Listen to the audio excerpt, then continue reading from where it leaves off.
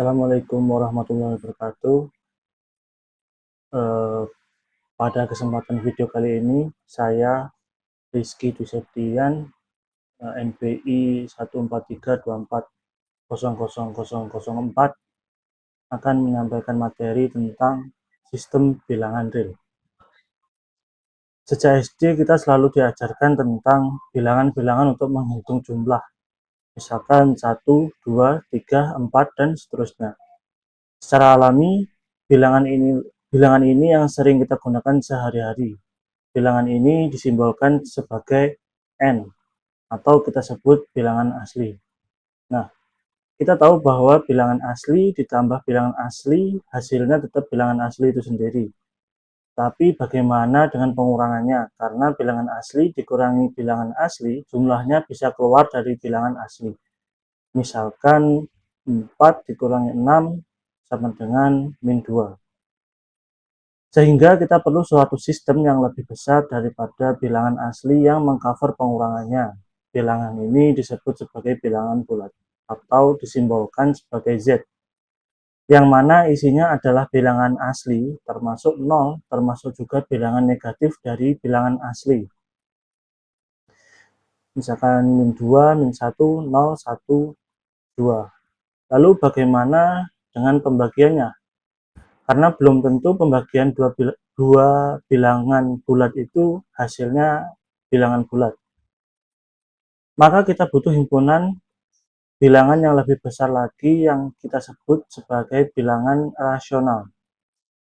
Bilangan rasional disimbolkan dengan phi yang isinya adalah pembagian dua buah bilangan bulat A per B, di mana A dan B merupakan anggota bilangan bulat. Jadi bilangan rasional dapat dinyatakan sebagai pembagian dua buah bilangan bulat. Contohnya 2 per 4, 5 per 2. Bahkan bilangan bulat itu sendiri dapat dinyatakan sebagai bilangan rasional. Misalkan 4. Apakah 4 adalah bilangan rasional? Tentu iya, karena 4 dapat dinyatakan sebagai 4 per 1.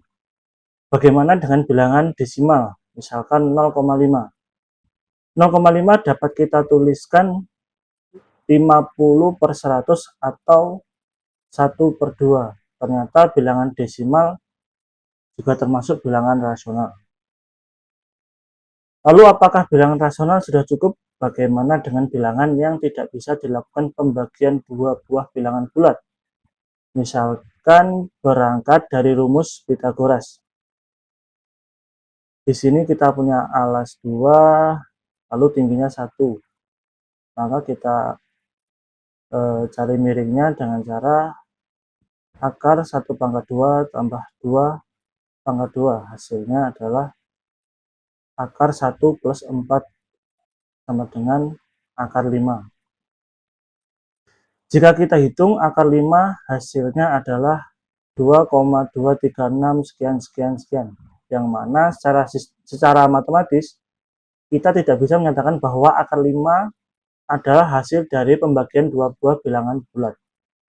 Maka akar 5 bukan termasuk bilangan rasional. Bilangan yang tidak masuk bilangan rasional disebut sebagai bilangan irasional, atau di sini kita simbolkan sebagai I, yang isinya adalah bilangan-bilangan yang tidak dapat dinyatakan sebagai pembagian dua buah bilangan. Isinya adalah akar 5, akar 2, akar 7, pi, dan seterusnya. Nah, ternyata ada bilangan-bilangan yang letaknya di luar daripada himpunan bilangan rasional. Gabungan dari bilangan-bilangan rasional dan irasional itulah yang disebut dengan sistem bilangan real. Jadi kesimpulannya adalah apa yang disebut dengan bilangan real. Sederhananya adalah semua bilangan itu bilangan real, baik bilangan bulat, pecahan, desimal, bahkan bilangan seperti pi itu termasuk bilangan real. Jika kita tarik pada garis bilangan, maka bilangan-bilangan tersebut memiliki posisinya masing-masing. Bahkan pi, karena pi adalah 3,14, berarti ada di posisi antara 3 dan 4 termasuk akar 2. Akar 2 kalau kita hitung hasilnya adalah 1,414 sekian-sekian, berarti menempati posisi antara 1 dan 2. Oke, kita lanjut ke contoh soal. Buktikan bahwa 0,2024, 2024, 2024, dan seterusnya adalah bilangan rasional. Kita perhatikan di sini polanya ada pengulangan 4 angka, ada pengulangan angka sebanyak 4 angka.